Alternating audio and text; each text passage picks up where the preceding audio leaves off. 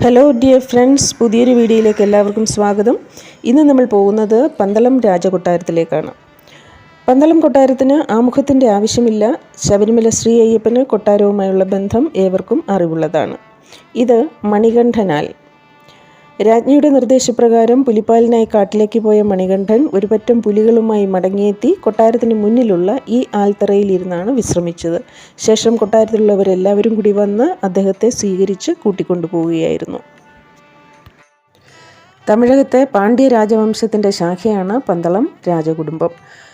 ഈ രാജകുടുംബത്തിലെ രാജരാജശേഖരൻ എന്ന രാജാവ് ഒരിക്കൽ നായാട്ടിനായി കാട്ടിലേക്ക് പോകുമ്പോൾ ദൂരെ വനത്തിനുള്ളിൽ ഒരു കുഞ്ഞിൻ്റെ കരച്ചിൽ കേട്ടു. കരച്ചിൽ കേട്ട ഭാഗത്തേക്ക് ചെന്നപ്പോൾ ഓമനത്തം തുളുമ്പുന്ന ഒരു കുഞ്ഞിനെ അവിടെ കണ്ടു.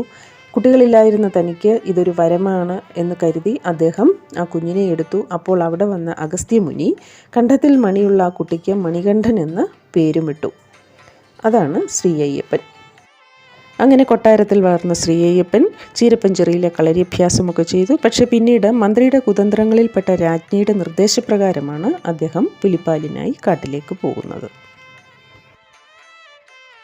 ഇത് വലിയ കോയിക്കൽ ശ്രീ ധർമ്മശാസ്ത്ര ക്ഷേത്രം. രാജകുടുംബാംഗങ്ങൾക്ക് ശ്രീ അയ്യപ്പനെ പൂജിക്കുന്നതിന് വേണ്ടി നിർമ്മിച്ച ക്ഷേത്രമാണ്. ഈ ക്ഷേത്രത്തോട് തൊട്ട് ചേർന്ന് തന്നെയാണ് ശ്രാമ്പിക്കൽ കൊട്ടാരവും. ഈ ശ്രാമ്പിക്കൽ കൊട്ടാരത്തിനുള്ളിലെ സ്ട്രോങ് റൂമിലാണ് ശ്രീ അയ്യപ്പൻ്റെ തിരുവാഭരണം സൂക്ഷിച്ചിരിക്കുന്നത്. ഈ മണ്ഡലവ്രതക്കാലത്ത് ഭക്തജനങ്ങൾക്ക് അത് കണ്ടു വണങ്ങുവാനുള്ള സൗകര്യവുമുണ്ട്. ഞങ്ങൾക്കും ആ ഭാഗ്യമുണ്ടായി. പക്ഷേ ക്യാമറ അനുവദനീയമല്ല. ഇത് കൊച്ചു കോയിക്കൽ തേവാരപ്പുര. രാജകുടുംബാംഗങ്ങൾ സാളഗ്രാമ പൂജ ചെയ്യുന്നത് ഇതിനുള്ളിലാണ്. 28ഓളം ദേവീദേവ വിഗ്രഹങ്ങളുണ്ട് ഇതിനുള്ളിൽ. അതിൽ പ്രധാനമാണ് മധുര മീനാക്ഷി. രാജകുടുംബത്തിൻ്റെ തമിഴ് ബന്ധം ഇത് സൂചിപ്പിക്കുന്നു. ഈ തേവാരപ്പുരയുടെ മുകളിൽ നിന്ന് നോക്കിയാൽ ശ്രാമ്പിക്കൽ കൊട്ടാരവും വലിയ കോയിക്കൽ ക്ഷേത്രവും നന്നായി കാണാവുന്നതാണ്. ഒരു പറ്റം പുലികളുമായി കാട്ടിൽ നിന്നും മടങ്ങിയെത്തിയ ശ്രീ അയ്യപ്പൻ തൻ്റെ അവതാരോദ്ദേശമായ മഹിഷി നിഗ്രഹം പൂർത്തീകരിക്കപ്പെട്ടതിനാൽ തനിക്ക് തിരിച്ച് കാട്ടിലേക്ക് മടങ്ങണമെന്നും ശബരിമലയിൽ തനിക്കൊരു ക്ഷേത്രം നിർമ്മിച്ചു തരാനും അവിടെ നിത്യബ്രഹ്മചാരിയായി താൻ ഉണ്ടാവുമെന്നും പന്തളത്ത് രാജാവിനെ അറിയിച്ചു. ഈ തൂക്കുപാലം കടന്നു വേണം നമുക്ക് രാജകുടുംബത്തിൻ്റെ ശിവക്ഷേത്രത്തിലേക്കും അതുപോലെ ദേവസ്വം ബോർഡിൻ്റെ ശ്രീകൃഷ്ണ ക്ഷേത്രത്തിലേക്കും കൈപ്പുഴ കൊട്ടാരത്തിലേക്കും പോകാൻ.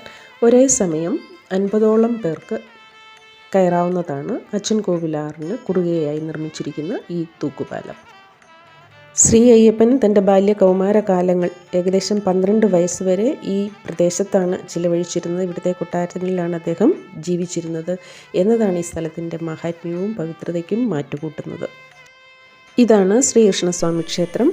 വിഗ്രഹം ഇപ്പോൾ ബാലാലയത്തിലേക്ക് മാറ്റി പ്രതിഷ്ഠിച്ചിരിക്കുകയാണ്. തൊട്ടടുത്ത് തന്നെയാണ് രാജകൊട്ടാരം വക ശിവക്ഷേത്രവും. ഈ ക്ഷേത്രത്തിൻ്റെ പടിഞ്ഞാറേ നടയിലെ പാതയിലൂടെയാണ് തിരുവാഭരണ ഘോഷയാത്ര കടന്നു പോകുന്നത്.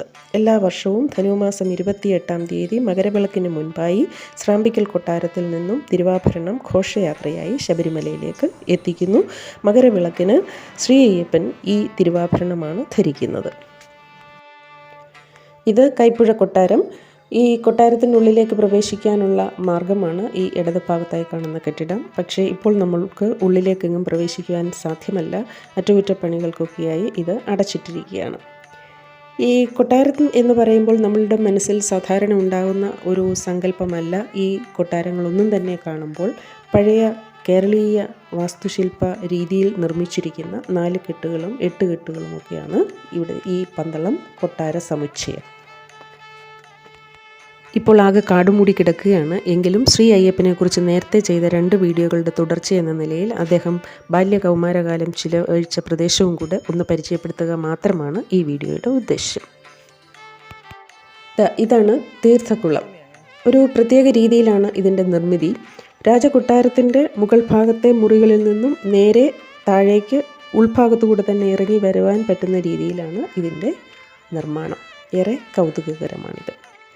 അപ്പോൾ ശ്രീ അയ്യപ്പൻ്റെ പിതൃസ്ഥാനീയരായ പന്തളം രാജവംശത്തെക്കുറിച്ച് കൂടുതൽ വിശദമായൊരു വീഡിയോ മറ്റെപ്പോഴെങ്കിലും ചെയ്യാൻ സാധിക്കുമെന്ന വിശ്വാസത്തോടെ ഈ വീഡിയോ ഇവിടെ അവസാനിപ്പിക്കുന്നു. വീണ്ടും മറ്റൊരു വീഡിയോയുമായി വരുന്നതുവരെ എല്ലാവർക്കും ബൈ.